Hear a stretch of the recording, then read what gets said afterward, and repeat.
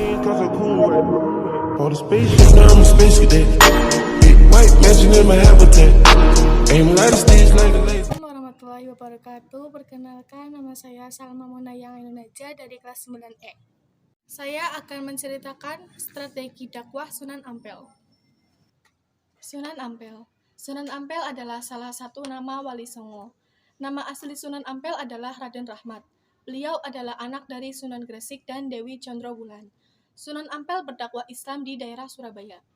Beliau diperkirakan merupakan keturunan ke-19 dari Nabi Muhammad SAW. Sunan Ampel lahir di Campak pada tahun 1401. Daerah Campak diperkirakan merupakan wilayah di Kamboja. Namun ada juga yang berpendapat lain yang menyebut Campak ada di Aceh. Sunan Ampel mendirikan pesantren di Ampel Denta atau dekat Surabaya. Di pesantren yang diasuhnya ini, Sunan Ampel mendidik kader-kader dai yang kemudian disebar ke seluruh tanah Jawa. Sunan Ampel telah mendidik murid-murid yang terkenal, antara lain Sunan Bonang dan Sunan Derajat, yang tak lain keduanya adalah putra Sunan Ampel sendiri, Maulana Ishak, Sunan Giri, dan Raden Patah atau Sultan Demak. Sunan Ampel dikenal sebagai negarawan, tokoh yang mempunyai gagasan dan perencana berdirinya kerajaan Islam pertama di tanah Jawa.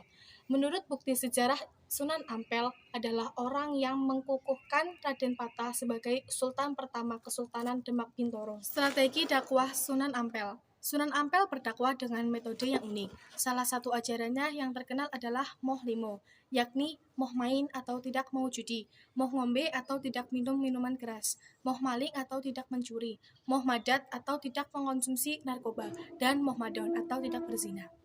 Beliau sempat mendirikan Masjid Agung Demak pada tahun 1478. Setelahnya, Sunan Ampel diperkirakan wafat pada tahun 1481 di kota Demak. Ia kemudian dimakamkan di sebelah Masjid Ampel di kota Surabaya. Sampai sekarang, makam beliau banyak dikunjungi peziarah dari berbagai daerah di seluruh pelosok tanah air. Demikian sedikit cerita tentang strategi dakwah Sunan Ampel. Mohon maaf bila ada kesalahan. Wabillahi taufiq wal hidayah. Wassalamualaikum warahmatullahi wabarakatuh.